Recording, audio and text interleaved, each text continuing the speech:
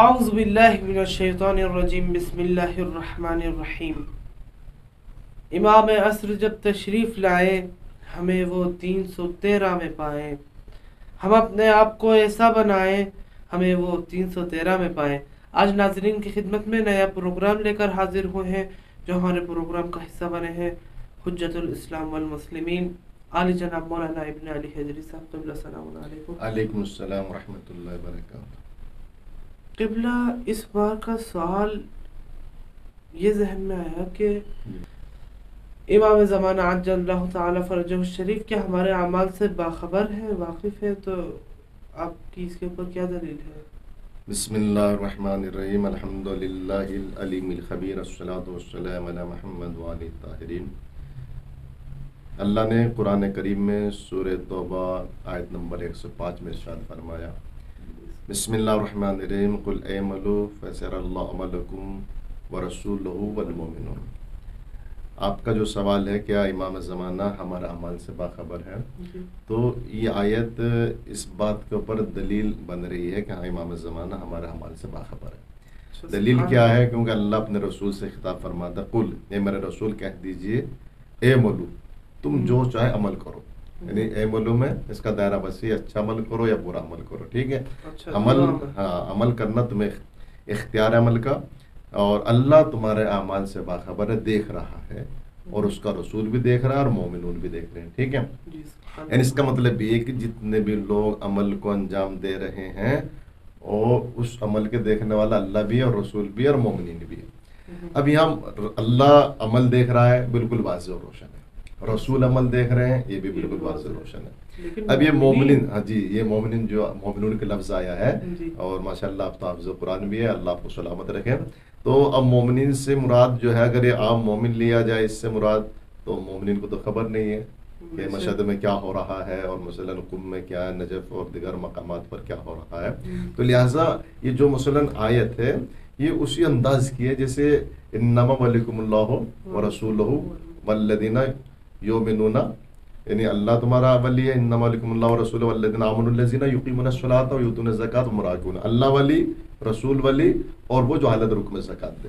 تو یہاں ولایت کا مزاج بھی ایک دکھ رہا ہے، یعنی جو ولایت اللہ کی ہے اسی انداز کے رسول کی ہے، اور وہی ان لوگوں کی جو حالت رکوع میں زکات دیتے ہیں، تو اس میں جانے کی ضرورت نہیں ہے، مولا علی سے مراد ہے۔ ایسے یہاں پر بھی تم جو چاہو عمل کرو، اللہ تمہارا عمل دیکھ رہا ہے اور رسول بھی اور مومنین بھی۔ تو مومنین سے مراد جو تفاسیر اہل بیت میں ہم نے دیکھا، اس سے مراد ائمہ علیہ السلام ہے۔ اچھا، ہاں، ائمہ علیہ السلام کی ذوات مقدسات ہے کہ جو انسان کے اعمال سے باخبر ہے، اور کیونکہ وہ مثلاً جو علم ہوتا ہے، جیسے اللہ عالم الغیب ہے، تو لہٰذا اپنے غیب سے سب کچھ جانتا ہے، ایسے ہی جو ہے وہ رسول شاعر علم ہے، لہٰذا انہیں بھی خبر ہے کون کیا انجام دے رہا ہے، ٹھیک ہے؟ اور مولا علی باب علم ہے، ٹھیک ہے؟ اور امام زمانہ شاعر علم اور باب علم کا وارث ہے، تو لہٰذا امام زمانہ بھی ہمارا اعمال سے باخبر ہے۔ اور یہاں سے ایک وہابیوں کا جواب بھی دے دیا جائے کہ جو لوگ یہ کہتے ہیں کہ انہیں سلام نہ کرو، اور رسول اللہ صلی اللہ علیہ وسلم کی بارگاہ میں مثلاً جو سلام کرنا شرک سمجھتے ہیں،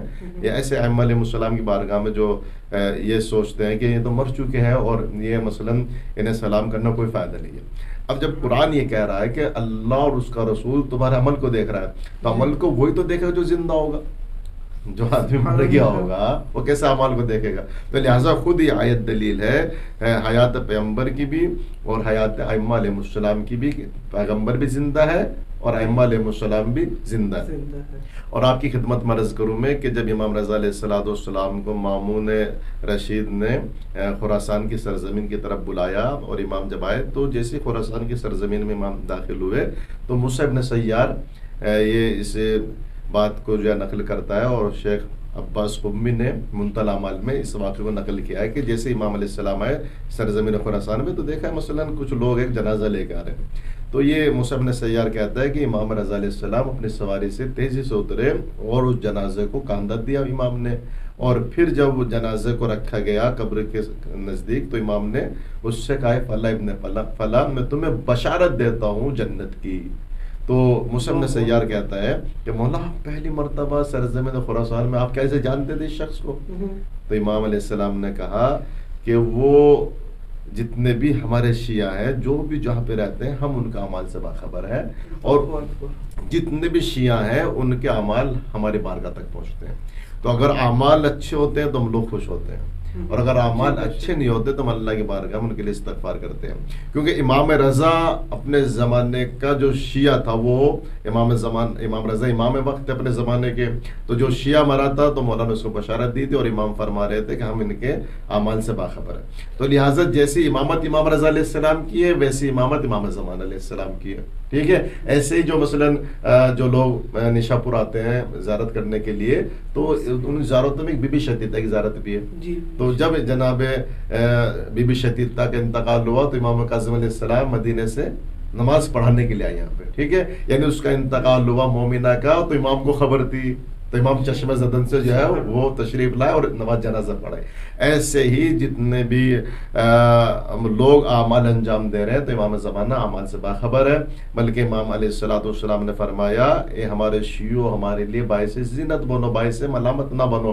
یعنی امام فرماتے ہیں کہ ہمارے شیعو ہمیں دشمنوں نے بہت رلایا، کم سے کم تم گناہ کر کے ہمیں نہ رلاؤ. تو لہٰذا اس کا مطلب ہے کہ سارا اعمال امام کے بارگاہ پہنچتے ہیں. اور یہ بھی بہت ساری روایات سے ثابت ہے کہ شب جمعہ ہر مومن کے اعمال امام زمانہ کی بارگاہ میں پہنچتے ہیں. ٹھیک ہے. تو لہٰذا یہ تمام روایات اور یہ تمام حدیثیں اور یہ آیات بھی خود اس بات کی دلیل ہے کہ امام زمانہ ہمارے اعمال سے باخبر ہے. اچھا پھر قرآن میں کہا اللہ نے یوم ندعو کل اناس بامام، ہم ہر انسان کو اس کے امام کے ساتھ بلائیں گے.